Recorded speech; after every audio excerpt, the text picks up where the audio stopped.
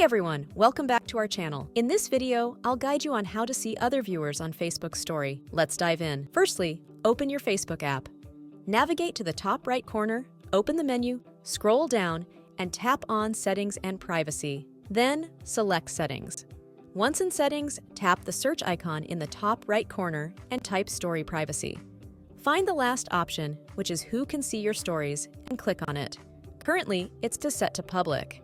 Tap on Public. Now, you have multiple options like Friends, Friends Accept, and Specific Friends. It's usually set at Public by default, but in order to see who viewed your story, you need to select Specific Friends from these options. You'll be redirected to a page where you can see a list of your friends. Use the search bar to find Specific Friends, and you can select one or more friends from the list. Once you're done selecting Specific Friends, tap on Done, and as you can see, it is now set. Tap on Save. After that, tap on Save to confirm. Now, whenever your friends view your story, you will know exactly who viewed it. That's how you can see other viewers on Facebook Story. Thanks for watching.